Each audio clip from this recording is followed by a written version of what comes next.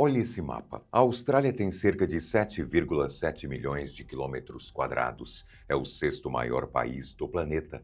Mas preste atenção nestas áreas iluminadas. Quase 9 em cada 10 dos seus 28 milhões de habitantes vivem espremidos a menos de 50 quilômetros do mar. A Austrália é um país em formato de moldura. A vida inteira acontece nas bordas e o quadro, por dentro, está em branco. O que existe no meio desse continente que impede a presença humana e por que a Austrália nunca conseguiu ocupar o próprio interior? No vídeo de hoje, nós vamos preencher o meio desse quadro. Vem com a gente que nós vamos te explicar toda essa história de um jeito bem claro.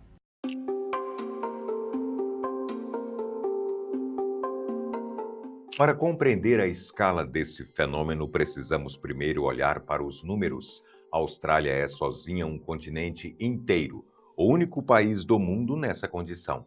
Segundo dados do Banco Mundial, o país possui cerca de 7,7 milhões de quilômetros quadrados, o sexto maior do mundo, logo atrás do Brasil, que é o quinto, com seus 8,5 milhões de quilômetros quadrados. A diferença de tamanho entre as duas nações não é tão drástica, mas a demografia conta uma história completamente oposta.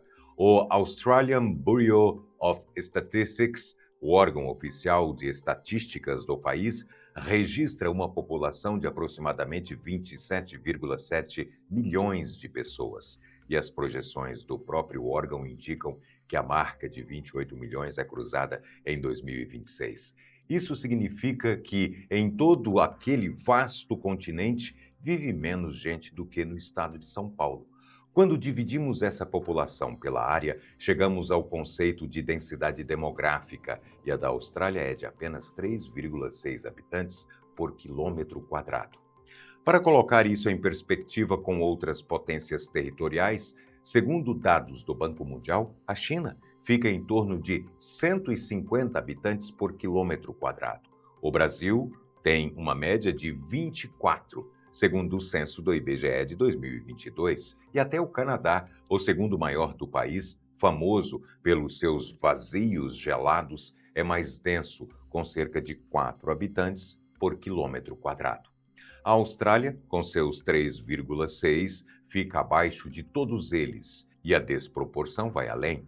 Análises demográficas mostram que 75% da população vive em apenas 2,6% do território. Enquanto isso, no extremo oposto da régua, a área estatística mais densa do país, no coração de Melbourne, concentra 43.300 habitantes por quilômetro quadrado, segundo o ABS. A Austrália não é apenas pouco povoada, ela é estruturalmente vazia no núcleo e comprimida nas bordas. E tem um detalhe que engana a maioria das pessoas. A projeção de Mercator, criada em 1569, o mapa mundi que a gente vê no dia a dia, distorce as áreas próximas aos polos. Em tamanho real, sem distorções, a silhueta da Austrália cobre toda a Europa Ocidental e ainda avança sobre o leste europeu. Esse imenso interior vazio é conhecido pela expressão Outback.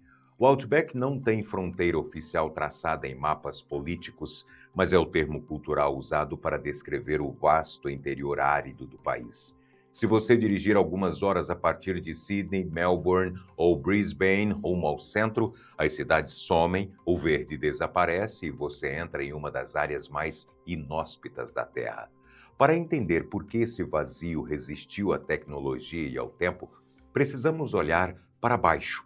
Muito antes de o clima ditar as regras, o problema está escondido na própria rocha.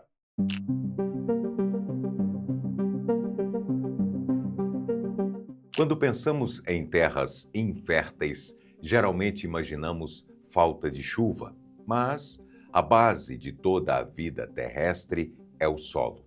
E o solo da Austrália está entre os mais antigos e pobres do planeta Terra. De acordo com o órgão governamental Geoscience Australia, a estrutura geológica do país é singular e pouco diversificada, Cerca de 2/3 de todo o território são formados por velhas plataformas rochosas do período pré-cambriano. Isso significa que estamos olhando para rochas que não sofrem grandes deformações na crosta terrestre há centenas de milhões de anos. Na maioria dos outros continentes, a movimentação tectônica renovou a superfície. O choque de placas eleva rochas novas e ricas em minerais. O vulcanismo ativo lança cinzas que, com o tempo, criam solos férteis, como vemos na Cordilheira dos Andes. E as eras glaciais agiram como tratores de gelo, espalhando pó de rocha rico em nutrientes pelas planícies da América do Norte e da Europa. Na Austrália, nada disso aconteceu em escala geológica recente, sem choques tectônicos erguendo cordilheiras novas, sem vulcanismo ativo e sem glaciações recentes, o continente estagnou. Todo o processo se resumiu à denudação, o desgaste lento da rocha pelo vento, pela chuva e pelo tempo.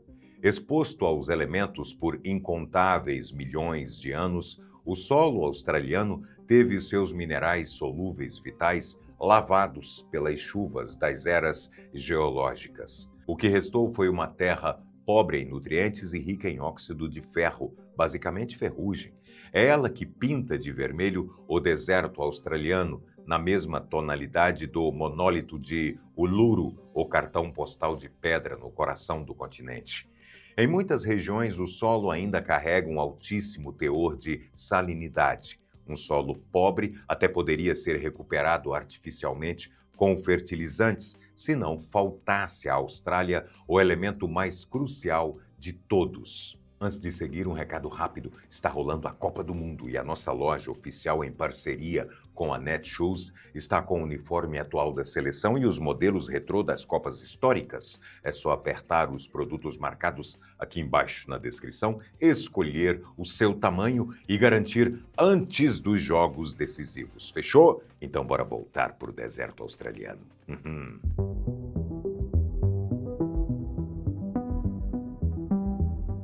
O solo é só metade do problema. A outra metade está na posição da Austrália no globo. A maior parte do continente está espremida entre o Trópico de Capricórnio e a latitude de 30 graus sul, exatamente a faixa onde, nos dois hemisférios, se formam as zonas de alta pressão subtropical, áreas onde o ar desce, inibindo a formação de nuvens e gerando os grandes desertos da Terra, como o Saara na África. No sistema de classificação climática de Köppen, o padrão global criado em 1884 para categorizar os climas, as manchas avermelhadas que indicam aridez extrema engolem o mapa do país. Segundo o Bureau of Meteorology, a agência meteorológica australiana, cerca de 40% do território recebe menos de 250 milímetros de chuva por ano.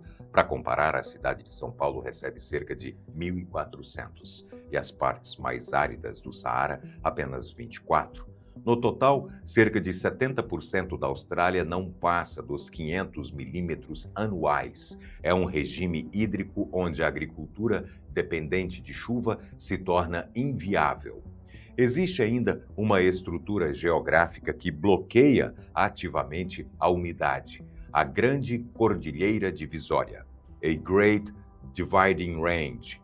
Ela se estende por mais de 3.500 quilômetros paralela à costa leste. É a cadeia de montanhas mais longa do mundo, localizada inteiramente dentro de um único país. Os ventos alísios carregados de umidade do Oceano Pacífico encontram a cordilheira e são forçados a subir. Ar que sobe esfria e umidade fria vira chuva que desaba sobre a vertente leste. É ali que cidades como Sydney e Brisbane floresceram, mas ao descer para o lado oeste, o ar chega seco. Esse fenômeno é conhecido como sombra de chuva ou rain shadow, e ele condena o interior a uma secura implacável. Nesse cenário, os verões passam facilmente dos 40 graus Celsius, com registros históricos acima dos 50 graus em localidades do interior, calor suficiente para rachar o solo. Mas aqui surge uma pergunta inevitável. Se o problema é a falta de chuva, por que o norte do país, onde chove violentamente, também está vazio?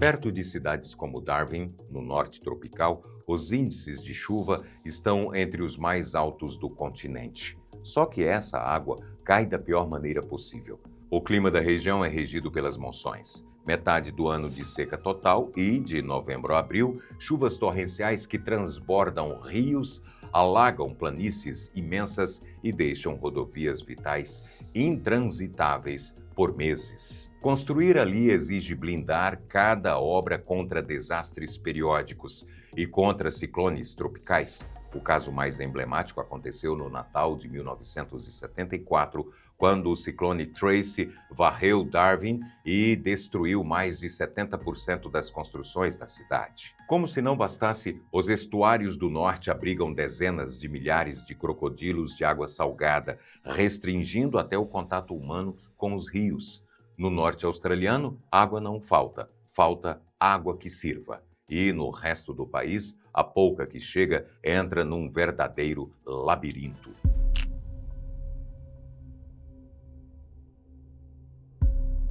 Com solos estéreis e chuvas mal distribuídas, a última esperança para a agricultura seria usar rios para uma vasta rede de irrigação, como o Egito fez com o Nilo, mas a hidrografia australiana frustra essa ideia. No Outback, muitos rios são leitos temporários, os chamados creeks, que passam meses ou até anos completamente secos. O centro do país é dominado pela bacia do Lago Erie, uma vasta bacia endorreica. Na geografia, bacia endorreica é um sistema de drenagem fechado, onde a água não chega ao mar. Ela escorre para depressões do interior e evapora sob o sol, deixando para trás uma crosta de sal. O sistema dos rios Murray e Darling, o mais confiável do país, fornece água, mas está confinado a um canto limitado do sudeste do continente. Curiosamente, o país esconde um tesouro debaixo dos pés. A Grande Bacia Artesiana, a maior bacia artesiana do planeta, espalhada por cerca de 1,7 milhão de quilômetros quadrados no subsolo, uma área maior que o Irã inteiro. Explorar essa água para irrigar o deserto, porém, esbarra em barreiras severas. Extrair volumes colossais sob pressão custa caro, e a água sobrecarregada de minerais que, num clima de evaporação extrema, salinizariam o solo ainda mais rápido. Hoje, ela serve principalmente para matar a sede do gado em fazendas isoladas. Não dá para transformar o Outback num celeiro. Ainda assim, existe gente vivendo bem no meio desse nada, só que, para conseguir, precisou morar debaixo dele.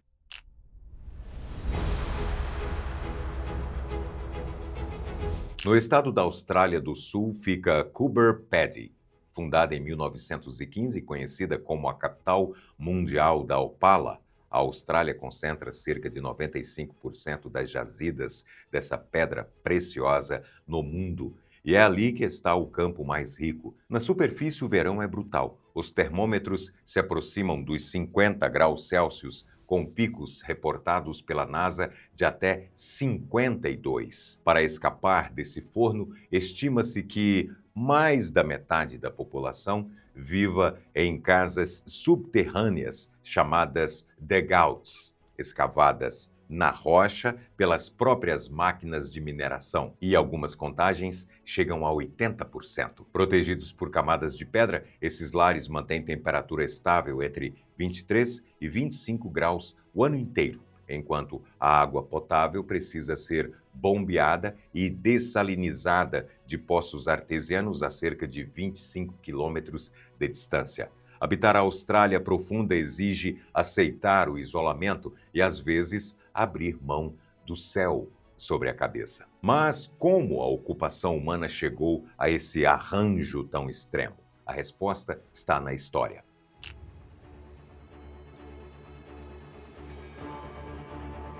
Os povos indígenas australianos, frequentemente chamados de aborígenes, chegaram ao continente há pelo menos 50 mil anos. Entendendo até onde aquela terra podia sustentar vida, eles formaram centenas de nações com línguas e culturas próprias, que viveram em sintonia com os parcos ciclos de água, protagonizando notáveis adaptações humanas sem esgotar o solo antigo. Quando os colonizadores britânicos chegaram em 1788, o padrão de fixação seguiu estritamente o clima temperado. Eles fundaram Sydney, depois Brisbane e Melbourne, na costa leste, e Perth, no sudoeste. As planícies costeiras tinham um clima ameno e rios perenes. Avançar para o interior árido não fazia sentido logístico. Ninguém queria cruzar as montanhas. O interior só atraiu multidões pela primeira vez em 1851, com a Corrida do Ouro no estado de Nova Gales do Sul. Mas essa explosão demográfica logo esbarrou em decisões políticas. Para conter o fluxo de imigrantes, o governo aprovou, a partir de 1901, legislações discriminatórias agrupadas sob a chamada Política da Austrália Branca, que barravam imigrantes asiáticos e não europeus. Essa política travou a base demográfica do país e só foi formalmente desmantelada na década de 1970. Hoje, a Austrália é uma nação multicultural, mas o mapa de onde as pessoas moram continua o mesmo: o litoral cheio, o centro intocado. E nenhuma cidade ilustra isso melhor que Perth. Próspera, com mais de 2 milhões de habitantes, ela está separada do núcleo populacional do leste por cerca de 3 mil quilômetros de deserto, incluindo a planície de Nullarbor, tão plana que abriga a maior reta ferroviária do mundo, quase 500 quilômetros sem uma única curva. Não à toa, Perth é citada como uma das grandes cidades mais isoladas do planeta. E o motivo de a Austrália moderna manter esse arranjo é surpreendentemente prático. Bem, mas antes da resposta, se essa jornada pela geografia australiana fez sentido para você até aqui, aproveita, deixa seu like e se inscreve no canal, porque o motivo final vai bagunçar tudo o que a gente acabou de explicar para você, viu?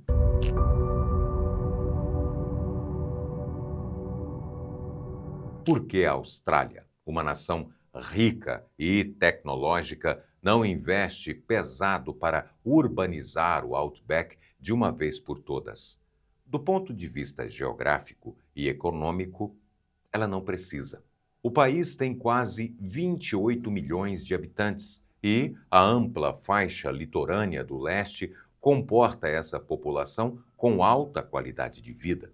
Segundo o Fundo Monetário Internacional, o FMI, a Austrália figura consistentemente entre as 15 economias mais ricas do mundo em PIB per capita. A base dessa riqueza não exige megacidades no deserto. A Austrália é potência na exportação de minério de ferro, carvão e ouro, e as mineradoras se instalam no Outback de forma cirúrgica, sob um modelo chamado Fly-in, Fly-out. Voa para dentro, voa para fora. Trabalhadores embarcam nas cidades do litoral, passam semanas em alojamentos temporários ao redor das minas e voltam para casa. Construir redes de água, hospitais e asfalto pesado para milhões de pessoas no deserto custaria muito mais do que qualquer riqueza que essas áreas pudessem gerar. Por isso, em vez de tratar o interior como um inimigo a ser conquistado, os australianos o integraram à própria identidade nacional. Para eles, a vastidão intocada do Outback virou um santuário, um pedaço de geografia bruta, isolado do barulho do século XXI. O Brasil tem quase toda a sua população vivendo perto do mar. Mas, no nosso vizinho do sul, o mapa inverte. A Argentina tem cerca de 4.989 quilômetros de costa e a maior parte é um vazio absoluto. Por que o oitavo maior país do mundo construiu sua história longe do oceano?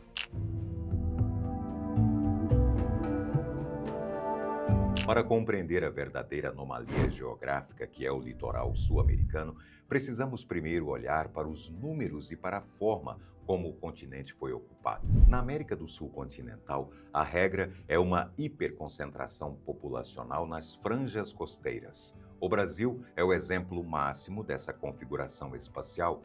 Segundo os dados compilados pelo Instituto Brasileiro de Geografia e Estatística, o IBGE, mais de 111 milhões de brasileiros, o que representa mais da metade da população do país, vivem a menos de 150 quilômetros do mar. Das 27 capitais estaduais brasileiras, 13 são puramente costeiras. O oceano, na costa leste tropical, é sinônimo de adensamento urbano, infraestrutura pesada e dinamismo econômico. Mas ao cruzarmos a fronteira em direção à Argentina, essa lógica cartográfica simplesmente desmorona. Estimativas indicam que menos de 5% de sua população vive de frente para o mar. A distribuição de pessoas no país é desproporcional em um grau extremo. Segundo os dados oficiais do censo de 2022 do INDEC, quase um terço de todos os cerca de 46 milhões de argentinos vive amontoado ao redor de uma única aglomeração, a região metropolitana de Buenos Aires. Quando descemos no mapa saindo da província de Buenos Aires e entrando na imensa região da Patagônia, o vazio se torna estatisticamente absoluto. As províncias patagônicas ocupam cerca de 30% de todo o território nacional, mas abrigam apenas 5,7% de sua população. A província costeira de Santa Cruz ilustra esse fenômeno com clareza. Trata-se de um gigante territorial de 243.943 quilômetros quadrados, uma área praticamente equivalente a todo o estado brasileiro de São Paulo. No entanto, a sua densidade demográfica bate em míseros 1,4 habitante por quilômetro quadrado. É uma imensidão de praias, falésias e planícies onde a presença humana é praticamente uma anomalia estatística. Mas para entender como uma área litorânea tão vasta ficou tão árida, precisamos olhar para o extremo oposto do país e para o teto geológico do continente.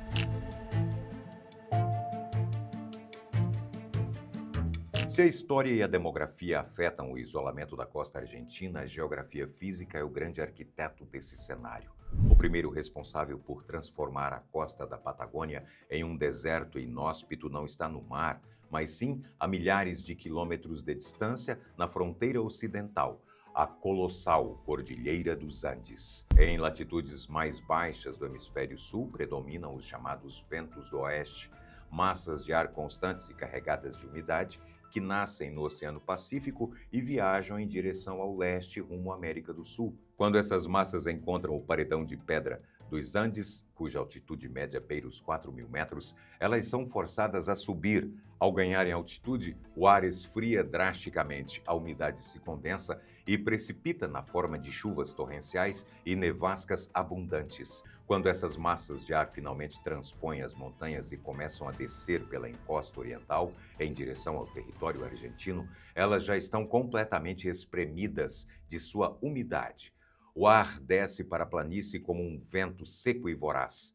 É por isso que o litoral da Patagônia é marcado por um bioma de deserto frio e arbustivo, bem de frente para o mar. Segundo o Serviço Meteorológico Nacional, o vento médio anual na região passa dos 36 quilômetros por hora, soprando sem trégua em mais de 60% dos dias do ano. Na cidade costeira de Comodoro Rivadavia, os radares meteorológicos já registraram rajadas extremas que atingiram a marca de 235 km por hora. Para gravar, a geografia litorânea impõe obstáculos à engenharia.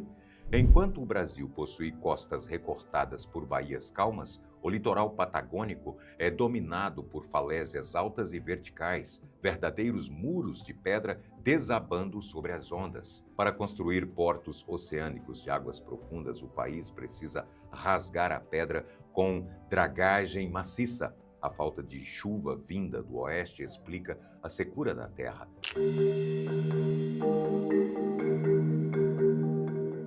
Qualquer observador leigo poderia questionar o mapa. Se a Patagônia faz fronteira direta com o Atlântico, por que, A evaporação natural do mar não cria nuvens de chuva que possam umidificar a costa, compensando o bloqueio dos Andes.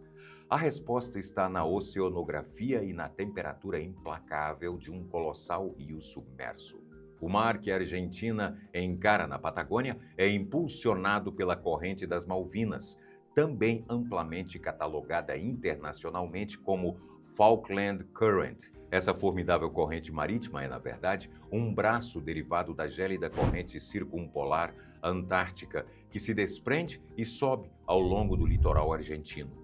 A física atmosfera demonstra que águas muito frias ancoram o ar estável sobre elas e inibem drasticamente as taxas de evaporação. Como a superfície do mar ao longo da Patagônia é mantida em temperaturas baixíssimas o ano todo, não há transferência de vapor d'água suficiente para a atmosfera para gerar tempestades e chuvas continentais costeiras. Cria-se uma armadilha climática bidirecional. A cordilheira fecha a porta oeste e a corrente marinha congela a porta leste. Essa temperatura dita as regras de habitação. Enquanto a corrente do Brasil banha milhares de quilômetros do litoral brasileiro, mantendo a água confortavelmente entre 22 e 28 graus Celsius, a realidade platina é outra. Segundo os dados de monitoramento do Copernicus Marine Service da União Europeia, a temperatura da água no balneário central da Argentina, Mar del Plata, fica numa média de 19 graus Celsius no auge do verão. Descendo para o extremo sul do mapa, na cidade de Ushuaia, a água não passa dos 8 graus Celsius. O ponto exato onde a gelada corrente das Malvinas colide frontalmente com a quente corrente do Brasil forma uma fronteira térmica invisível no meio do oceano, localizada bem em frente à foz do Rio da Prata. Essa colisão cria uma zona turbulenta de névoa e riqueza biológica, mas sela a geografia demográfica. Do Rio da Prata para cima, águas de clima tropical. Para baixo, águas hostis varridas por frentes subpolares. Isso explica os fluxos humanos modernos. O turismo de balneário na Argentina existe intensamente, mas fica exprimido em uma janela de verão estreita de dezembro a março, concentrado em cidades da província de Buenos Aires. Mais ao sul, o contato com a praia é meramente contemplativo, focado na observação sazonal da fauna marinha, como baleias francas austrais. No entanto, a natureza dura por si só não despovoa um país inteiro. Para o apagão populacional ser absoluto, as decisões políticas precisaram riscar os humanos do mapa. Se você está curtindo essa viagem pelo mapa, deixa seu like e se inscreve no canal. Bora seguir, porque agora entra a mão do ser humano nessa história.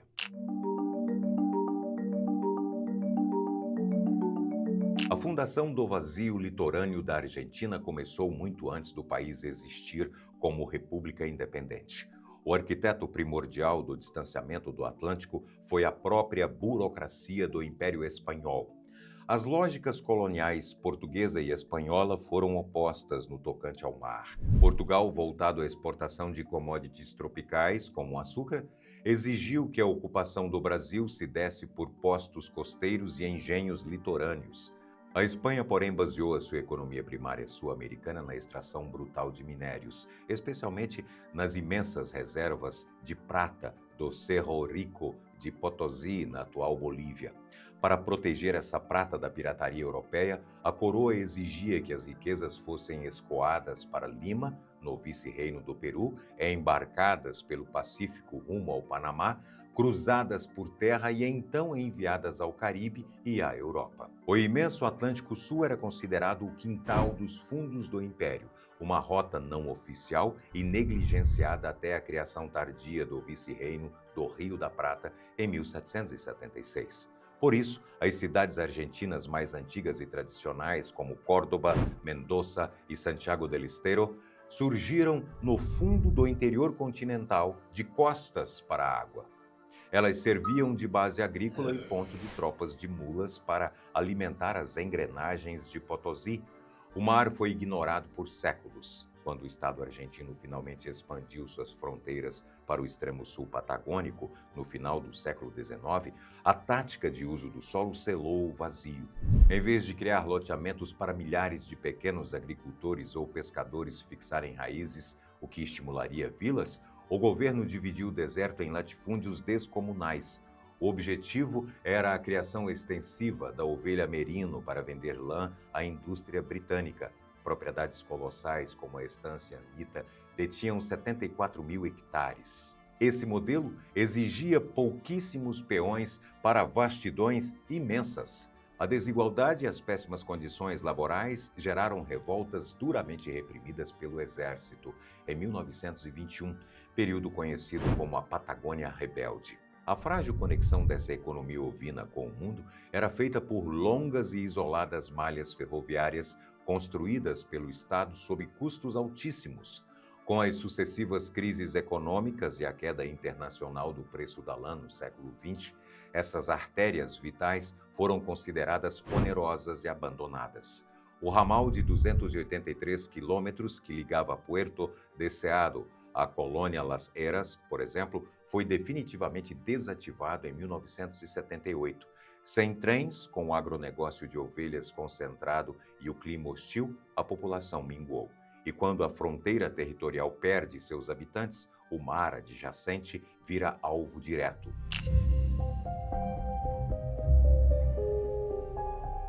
Um litoral desabitado ultrapassa o campo da geografia puramente acadêmica para se tornar um problema crítico de segurança e geopolítica. No direito internacional, regulamentado pelas convenções da ONU, a jurisdição econômica de um Estado avança pelo oceano através da Zona Econômica Exclusiva, a ZEE.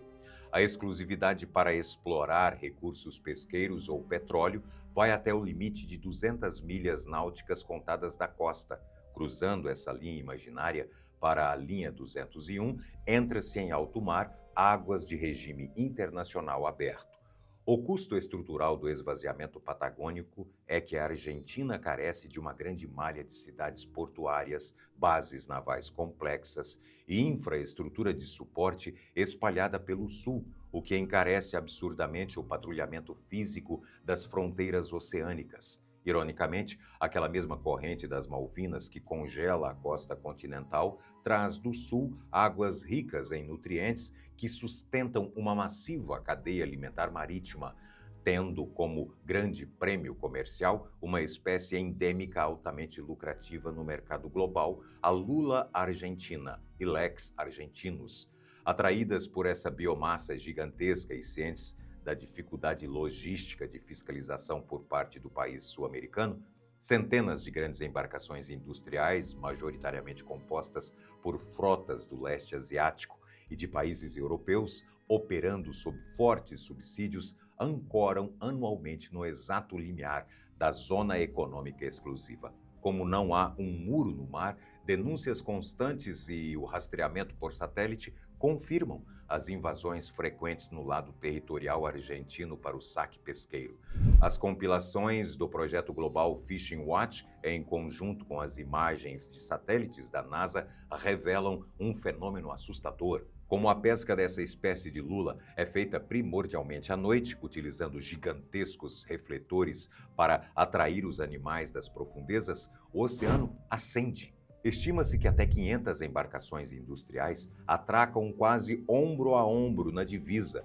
Do espaço, o brilho gerado pelos projetores de luz concentrados é tão formidável que se assemelha a uma metrópole vibrante no meio da mais densa escuridão marinha. Existe um lugar no mundo que quebrou todas as regras da geografia.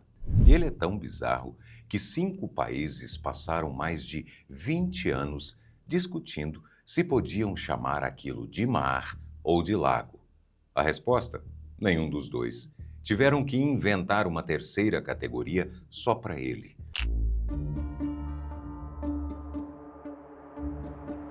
Antes de olhar para o Cáspio, a gente precisa de uma régua, o que separa o mar de um lago. A resposta que quase todo mundo daria é a mais simples. Mar é água salgada, lago é água doce. Mas essa régua quebra rapidinho. Existem lagos salgados e existe água com pouco sal que o mundo chama de mar sem pensar duas vezes. Então, o critério que os geógrafos usam de verdade é outro e é mais físico. Mar é uma porção de água que tem ligação com o oceano aberto. Você consegue, em tese, navegar de lá até qualquer outro mar do planeta. Lago é água cercada por terra, fechada, sem essa saída. Pega o Mar Mediterrâneo. Ele parece fechado no mapa, mas está ligado ao Atlântico pelo Estreito de Gibraltar. Então, ele é um mar. Já o Lago Titicaca, na América do Sul, é cercado de terra por todos os lados. Então, é um lago. Parece uma regra fácil de aplicar até você esbarrar no Mar Cáspio. Ele não tem nenhuma ligação com o Oceano Aberto, está cercado de terra por 5 países. Pela régua que a gente acabou de montar, a conclusão deveria ser direta. O Cáspio é um lago, caso encerrado. E mesmo assim, ninguém, nem geógrafo, nem geólogo, nem o direito internacional, trata isso como caso encerrado. Nos próximos minutos, você vai entender por quê.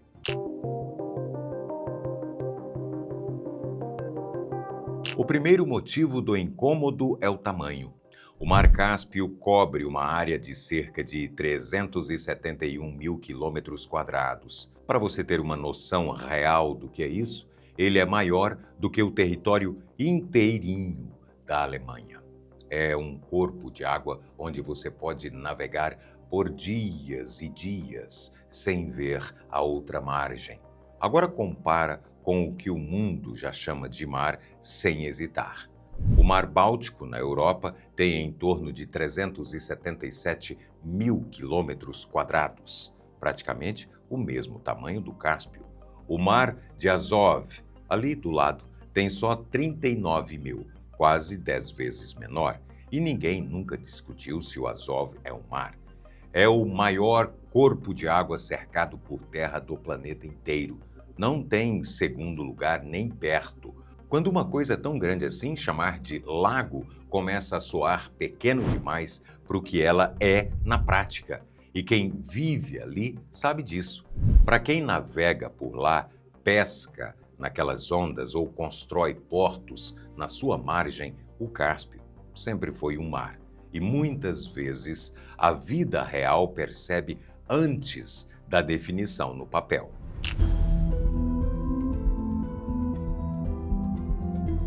Para entender por que o Cáspio é tão difícil de classificar, a gente precisa olhar para baixo, para o chão dele.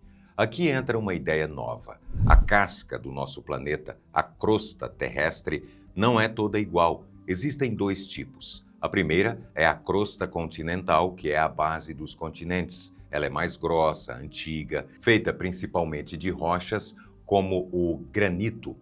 O segundo tipo é a crosta oceânica, que fica embaixo dos oceanos de verdade. Ela é bem mais fina, mais densa, feita de outro tipo de rocha. São 2 composições completamente diferentes. O fundo do Mar Cáspio tem os 2. Ao mesmo tempo, na parte norte, o leito é crosta continental, e é como se fosse uma continuação do continente que afundou um pouco. Por isso, o norte é raso de um jeito impressionante. Em boa parte dele, a profundidade não passa de 5 metros. Uma piscina rasa do tamanho de um país inteiro. Agora, conforme você vai para o sul, o chão muda. Ele passa a ter características de um fundo de oceano. Aí, a profundidade despenca. No sul, o Cáspio chega a 1.025 metros de fundura, 1 quilômetro de água embaixo de você. Então, repara na esquisitice. O norte tem fundo de continente, o sul tem fundo de oceano. O próprio chão do Cáspio não decidiu o que ele é. Isso levanta uma pergunta que a gente vai responder daqui a pouco. Por que o fundo dele é assim?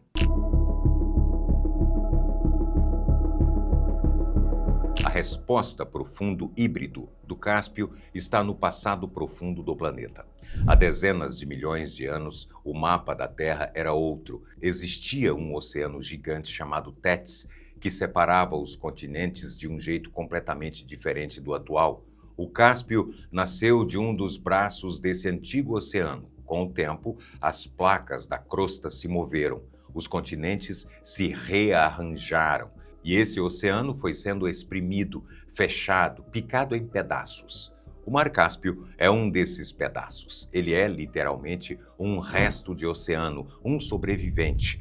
E o momento decisivo aconteceu há cerca de 5,5 milhões de anos. Em tempo geológico, isso é ontem. O movimento da crosta terminou de fechar a última passagem e aquele pedaço de oceano ficou preso, cercado de terra por todos os lados, sem saída, sem nenhuma ligação com o oceano aberto. E olha como isso explica aquela esquisitice do fundo. O fundo do Cáspio tem assinatura de crosta oceânica no sul, porque aquilo foi oceano de verdade. Não é semelhança, não é coincidência, é herança direta. Agora, segura esse detalhe aí, porque ele vai voltar lá na frente e vai ser a chave de tudo. O Cáspio é um corpo de água isolado, fechado. O que entra ali é só o que os rios trazem. O que sai dali é só o que o sol evapora.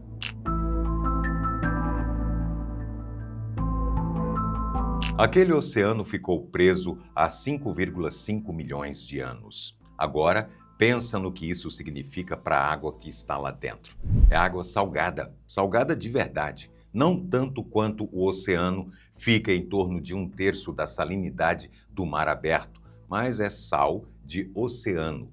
Quando você olha para o Mar Cáspio, hoje está olhando para um pedaço de oceano antigo conservado, parado ali no meio da Ásia, uma cápsula do tempo do tamanho de um país inteiro. Mas a água não foi a única coisa que ficou presa. A vida ficou junto. No Mar Cáspio vive uma foca de verdade, mamífero marinho, daqueles que a gente associa ao oceano gelado, ao Polo Norte, a foca do Cáspio. Ela está ali num corpo de água sem ligação nenhuma com o oceano nenhum. E os biólogos até hoje discutem como ela foi parar lá. Provavelmente desceu do norte numa era glacial e ficou trancada. Além disso, no Cáspio vivem os esturjões, peixes tão antigos que já nadavam neste planeta na época dos dinossauros. O maior deles pode passar de 1 tonelada. Pare e pensa nisso. Existe um lugar no mundo onde a água é um oceano fóssil e dentro dela nada uma foca que ficou presa por lá e um peixe da era dos dinossauros. Isso não é um lago. Lago nenhum do mundo é isso. Mas também não é exatamente um mar, é outra coisa. E essa outra coisa tem um problema que nem mar nem lago de verdade tem. O nível dela não para quieto.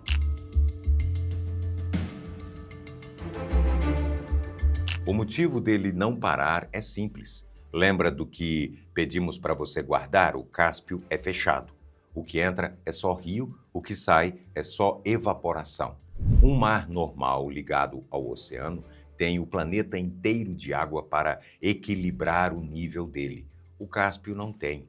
Ele vive num cabo de guerra constante entre os rios que enchem e o sol que esvazia. Quando esse equilíbrio pende para um lado, o nível da água mexe. Mexe de um jeito que assusta.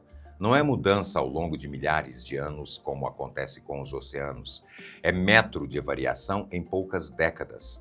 Ao longo do século XX, dependendo de quanto chovia nas bacias dos rios que o alimentam, o nível do Cáspio subiu vários metros, avançou sobre a costa e depois inverteu e começou a recuar. Quem morava perto da água via o Cáspio chegar mais perto e, décadas depois, via ele se afastar. E isso tem consequência real. De repente, a cidade portuária construída na beira da água está longe dela. Rota de navegação que funcionava deixa de funcionar. O Cáspio é um corpo de água vivo, inquieto, que reage rápido a tudo que acontece em volta. Essa sensibilidade dele é o que tornou possível o que você vai ver agora. Um episódio em que alguém tentou controlar o Cáspio e o tiro saiu pela culatra. Legal. Mas antes disso, deixa eu te recomendar um livro rapidinho aqui. Prisioneiros da Geografia, do Tim Marshall. Ele mostra como o mapa do mundo aprisiona países inteiros. Garante o seu, viu? Aperta aqui no card que está na tela. Bora se informar, galera. É ou não é?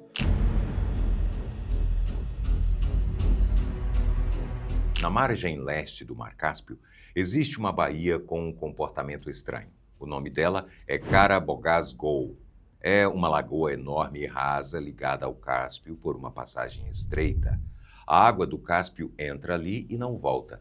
Naquela região, o clima é escaldante. A evaporação é brutal e a baía funciona como um ralo de evaporação gigante. Puxa a água do Cáspio o tempo todo, devolve para o céu em forma de vapor e deixa para trás montanhas de sal.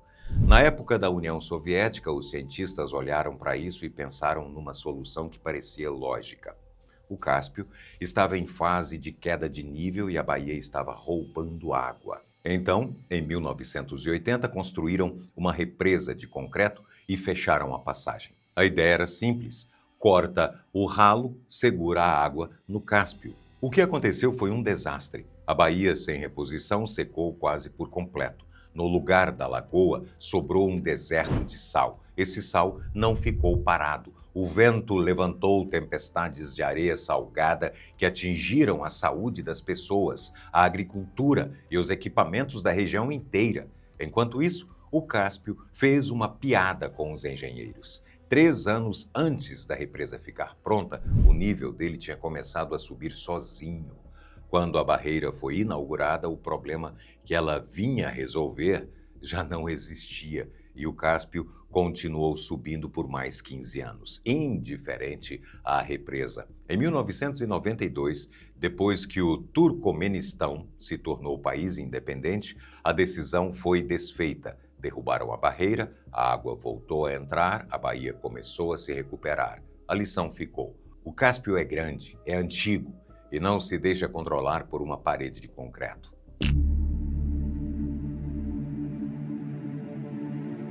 Tudo o que a gente viu até agora, o fundo do oceano, a água salgada presa, a instabilidade, ajuda a explicar por que o subsolo do Cáspio guarda uma fortuna.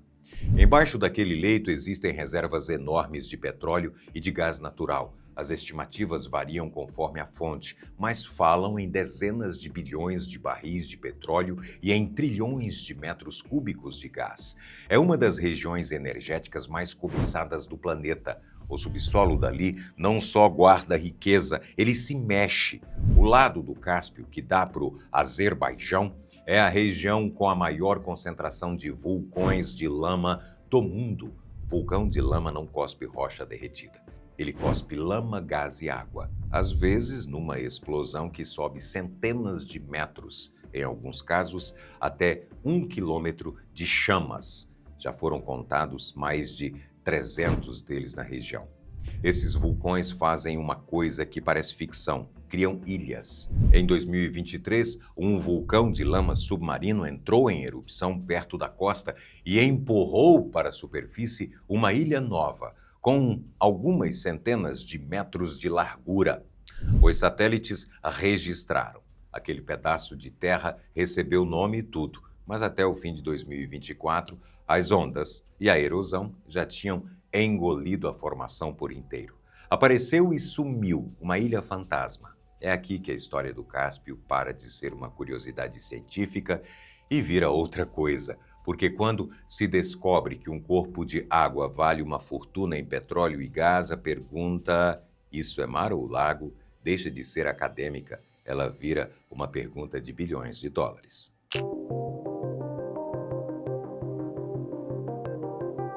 Por que classificar o Cáspio virou uma questão tão séria?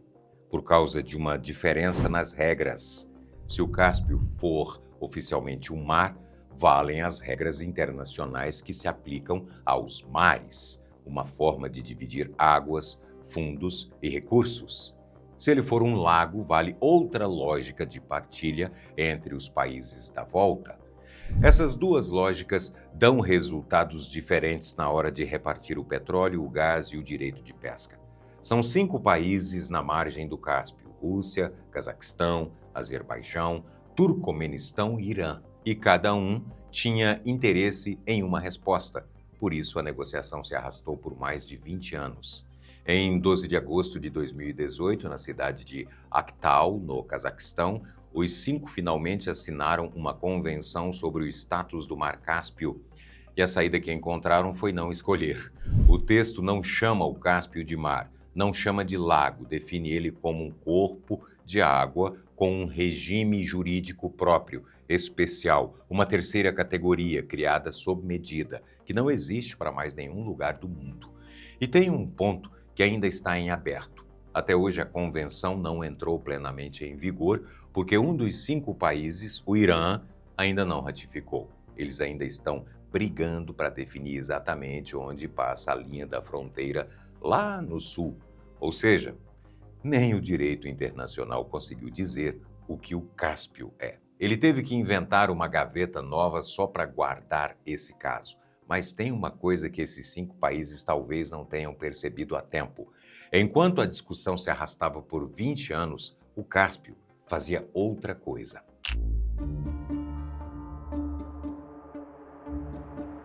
Chegou a hora da pergunta que abriu o vídeo. Afinal, o que é o Mar Cáspio? A essa altura você tem todas as peças, mas o verdadeiro mistério do Cáspio não é o nome dele, é que ele está desaparecendo. Depois dessa confusão toda, ele resolve desaparecer.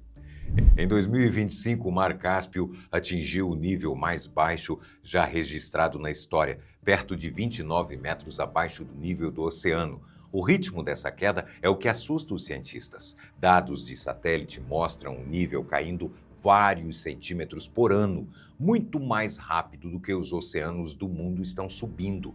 Agora junta tudo o que você aprendeu até aqui. O Cáspio é um pedaço de oceano que ficou preso há 5,5 milhões de anos. Preso quer dizer sem reposição. O que entra é só rio, o que sai é só evaporação. E num planeta que esquenta com rios que trazem menos água e um sol que evapora mais, essa conta só tem um resultado: ele encolhe. Tudo o que a gente viu, o fundo do oceano antigo, a água salgada conservada, a foca trancada, os esturjões da era dos dinossauros, o petróleo, a disputa jurídica entre 5 países, tudo isso é a herança de um oceano que foi isolado, que agora está secando na nossa frente. A gente passou o vídeo inteiro perguntando se o Cáspio é um mar ou um lago, e talvez a resposta seja mais dura do que isso. O Cáspio é o último capítulo de um oceano, e ele está sendo escrito agora, devagar, em silêncio, no tempo de uma vida humana. Esse é o mistério, não o que ele é, o que ele está deixando de ser. No sul da Califórnia, a 2 horas de carro de San Diego, existe um mar gigante, quase do tamanho da cidade do Rio de Janeiro. Fica no meio de um deserto onde a temperatura passa dos 48 graus. E há 120 anos ele simplesmente não existia. E hoje esconde embaixo dele um tesouro de 540 bilhões de dólares.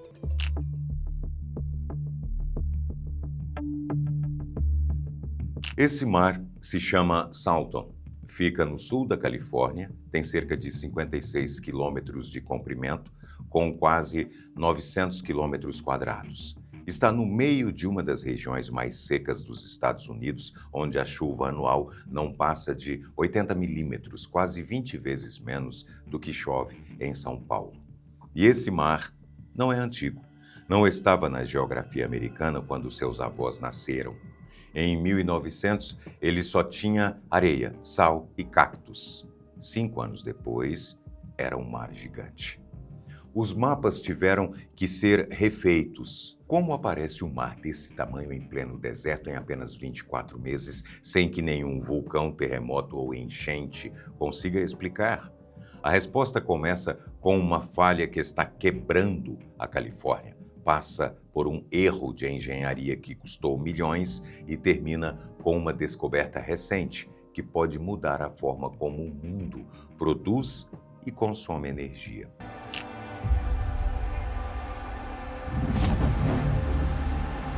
A primeira pista do enigma está no formato do terreno. O lugar onde o Mar Salton se formou não é uma planície normal de deserto, é uma depressão profunda, um vale fechado por todos os lados, sem saída para o oceano.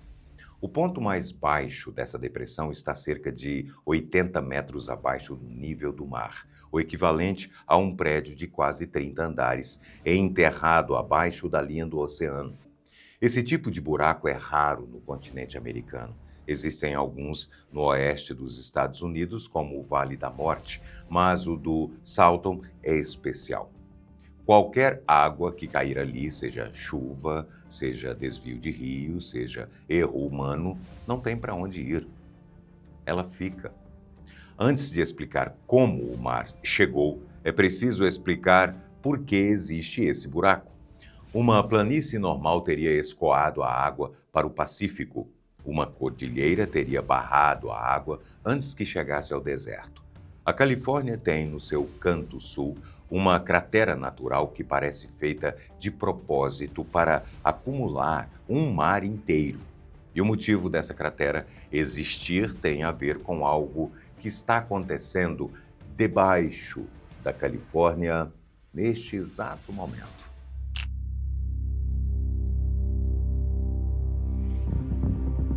O lugar onde o Mar Salton se formou existe porque a Terra está se abrindo nesse ponto.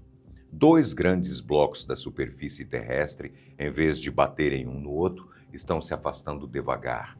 É o mesmo movimento que criou o Golfo da Califórnia, o braço de mar que separa a península da Barra Califórnia do continente. Quando blocos se afastam, o solo entre eles afunda. É um processo lento que leva milhões de anos e está acontecendo agora mesmo debaixo do deserto californiano. Daqui a alguns milhões de anos, se o movimento continuar, esse braço de mar pode chegar até a região e engolir tudo.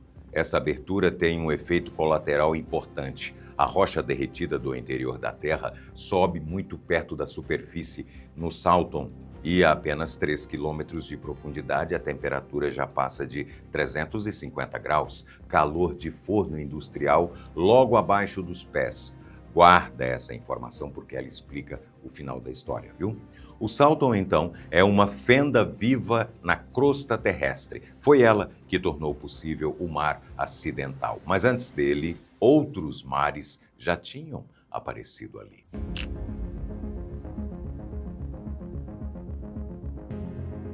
Essa região já foi mar várias vezes ao longo dos últimos milhares de anos. Cientistas encontraram marcas de diversos lagos antigos no mesmo lugar, que eles chamam de Lago Cahuilla.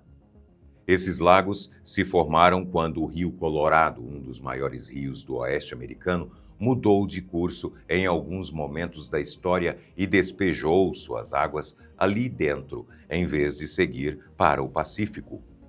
Cada um desses lagos durou alguns séculos. Encheram, sumiram, secaram. A última vez que isso aconteceu de forma natural foi por volta do século XVII, antes da chegada dos europeus à região. Tribos indígenas que viviam ali tinham memória oral dessa história. O Salton não é um lugar passivo, é um ponto que naturalmente atrai a água do Rio Colorado. Sempre que o rio se desviou, mesmo por motivos naturais, o lugar virava mar. Em 1905, quando engenheiros americanos cortaram o canal errado, eles não estavam criando algo que nunca tinha acontecido, estavam, sem saber, repetindo um ciclo que a geografia já tinha registrado várias vezes. A diferença foi que, dessa vez, não foi a natureza, foi um grupo de engenheiros que tentou domar o Rio Colorado e dançou. Perdeu.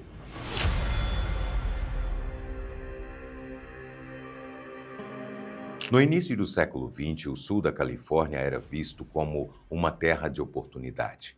O solo do Vale Imperial, uma região no extremo sul do estado, era fértil, mas faltava água. Em 1900, dois engenheiros chamados Charles Rockwood e George Chaffee fundaram uma empresa para desviar parte do Rio Colorado para a região, transformando deserto em fazenda. Cavaram um canal chamado Canal Álamo. que levava água do rio direto para o vale. O sistema funcionou nos primeiros 3 anos. O deserto começou a virar plantação e investidores apareceram. O problema é que o rio Colorado carrega muita terra e areia na correnteza e o canal vivia entopindo. Em 1904, para evitar perder a safra, eles tomaram uma decisão arriscada. Abriram uma passagem temporária direto na margem do rio, sem nenhuma barreira fixa, contando que o trabalho seria refeito antes do inverno. O inverno passou, o conserto não foi feito e as cheias do verão de 1905 foram absurdas. A água arrebentou a passagem e o rio Colorado inteiro saiu do seu caminho e entrou no buraco. Por cerca de 2 anos, milhares de trabalhadores jogaram centenas de milhares de toneladas de pedra no buraco para tentar fechar o vazamento. Trens inteiros despejavam rocha noite e dia. O rio engolia tudo. A engenharia perdeu a batalha antes de finalmente vencer em fevereiro de 1907. O mar se formou porque o maior esforço para fechar o rio, naquela época, não foi suficiente para segurar uma força que sempre quis estar ali. Quando o rio finalmente voltou ao seu curso, o estrago já estava feito. E o tamanho do que ficou para trás era difícil de acreditar.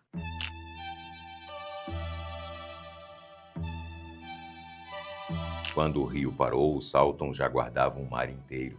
Mais de 50 quilômetros de comprimento, profundidade média próxima de 9 metros, com uma quantidade de água estimada em torno de 7 quilômetros cúbicos, o equivalente a quase 3 milhões de piscinas olímpicas. Essa marca de água apareceu na geografia americana em menos de 24 meses. Estradas que iam de um lado do Vale Imperial para outro ficaram debaixo d'água. Fazendas inteiras submersas, cidades inteiras tiveram que ser abandonadas e reconstruídas em terreno mais alto. Naquele momento, ninguém sabia o que fazer com aquilo. O Congresso americano discutiu por anos se deveria drenar o mar, manter ou simplesmente ignorar. A maioria dos engenheiros acreditava que o sol da Califórnia evaporaria tudo em poucas décadas, mas o cálculo estava errado. A água usada nas fazendas da região, que continuou crescendo, passou a alimentar o mar com o que sobrava, o suficiente para mantê-lo vivo. O mar acidental virou o mar permanente, uma depressão abaixo do nível do oceano aberta por uma falha que está quebrando a Califórnia. Um rio que já tinha despejado a água ali antes e um erro de engenharia em 1905 que disparou o ciclo final. Foram esses 3 elementos, juntos, que criaram um mar em pleno deserto. E nos anos seguintes, em vez de problema, alguém viu nele uma oportunidade.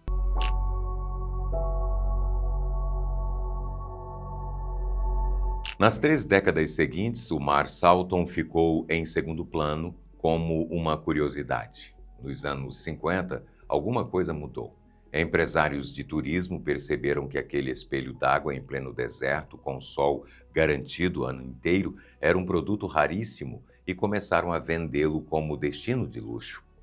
Frank Sinatra, Bing Crosby, Frank Capra e dezenas de outros grandes nomes de Hollywood da época compraram propriedades na beira do mar. O North Shore Yacht Club, projetado pelo arquiteto Albert Frey, por volta de 1958, foi um dos endereços mais desejados do estado.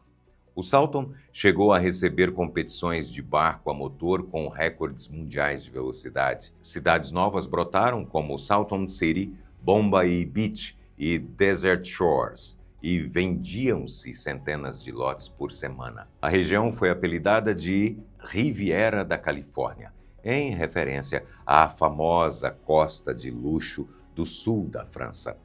A história do mar artificial de 1905 já era ignorada como história antiga. As pessoas tratavam o Salton como se ele sempre tivesse estado ali e como se sempre fosse estar. Mas aquele mar sem saída e o sol forte do deserto, o defeito de origem que ninguém tinha resolvido, já estavam trabalhando contra os turistas em silêncio. O paraíso era construído sobre uma falha que o tempo ia cobrar. O glamour de Hollywood Durou cerca de 30 anos. A natureza mais paciente esperou.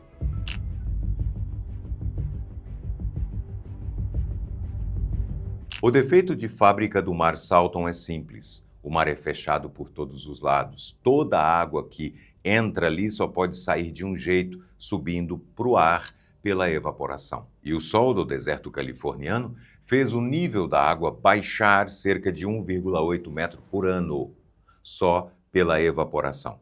Quando a água sobe, o sal e os químicos ficam. Por décadas, o mar foi alimentado pela água que sobrava das fazendas do Vale Imperial, uma das regiões agrícolas mais produtivas dos Estados Unidos.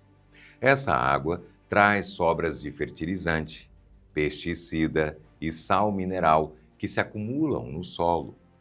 Como a água não tem onde mais ir, esses elementos foram se juntando ano após ano. Hoje, a salinidade do Mar Salton está acima de 60 gramas por litro. O oceano fica em torno de 35, o que significa que o mar é quase 2 vezes mais salgado que o Pacífico. E é aí que mora o problema. Em agosto de 1999, todo esse acúmulo mostrou seu resultado mais visível. Em um único dia, milhões de tilápias morreram por falta de oxigênio na água, gerando um colchão de peixes mortos ao longo de quilômetros de praia. O cheiro de gás sulfídrico, aquele gás com cheiro de ovo podre, chegava a Los Angeles em dias de vento sul. A mesma característica que permitiu o mar se formar, um lugar sem saída, é exatamente o que está matando ele agora. Mesmo motivo. 2 resultados opostos.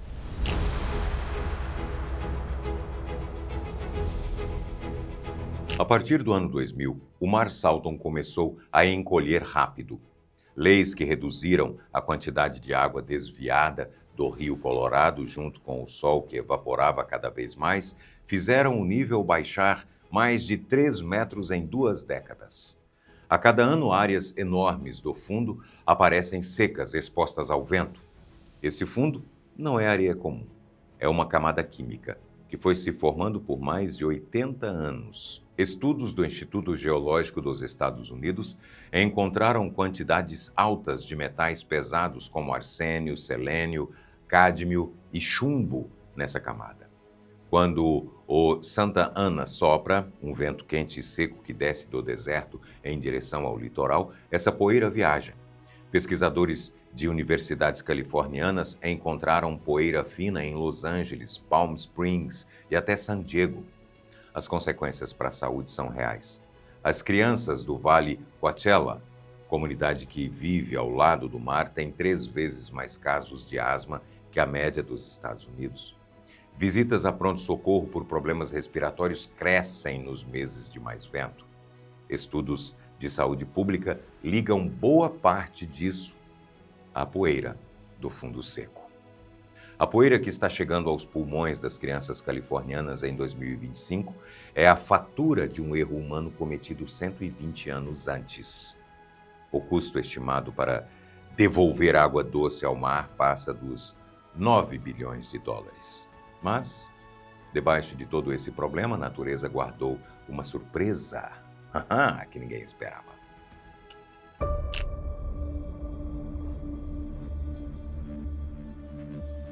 Lembra do calor que sobe pelo subsolo do Salton vindo de bem fundo? É ali que essa história termina.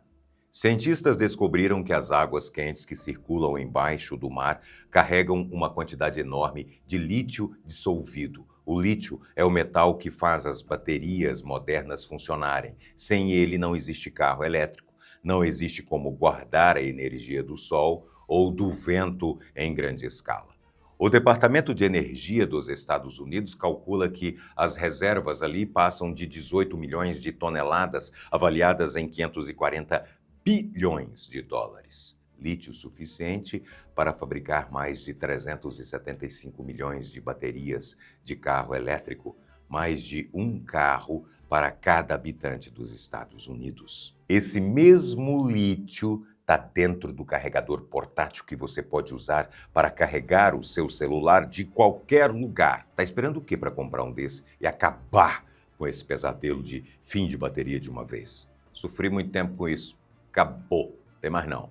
Clica aqui no card, garante o seu, viu? A Califórnia já batizou a região de Lithium Valley, o Vale do Lítio. General Motors, Stellantis, dona de marcas como Fiat, Jeep e Peugeot, e a Berkshire Hathaway, conglomerado do bilionário Warren Buffett, o investidor mais famoso do mundo, já anunciaram investimentos bilionários para extrair esse lítio. A mesma fenda que cavou o buraco onde o mar se formou guardou o lítio debaixo dele. O Salton é talvez o melhor retrato moderno de como um erro humano em cima de um terreno que não para de se mover vira ao mesmo tempo crise ambiental e oportunidade bilionária. Em 1905, o Salton era só um canal aberto errado no meio do deserto. Em 1950, virou o paraíso de Hollywood, com Sinatra pilotando lancha e mansões na beira d'água. Nos anos 2000, virou um deserto fedido com peixes mortos pela praia e poeira tóxica voando até Los Angeles. Em 2025, é o maior depósito de lítio dos Estados Unidos, com Warren Buffett e General Motors investindo bilhões para tirar o metal de lá. O mesmo lugar, mudando de cara a cada 30 anos. E a próxima mudança já está acontecendo agora. Se essa história te pegou, deixa o like e se inscreve no canal. É o que ajuda a gente a continuar contando histórias assim. E quem quiser apoiar mais de perto o nosso trabalho, é super simples, tem um clube de membros bem aqui embaixo, ó. A gente se vê no próximo vídeo. Muito obrigado.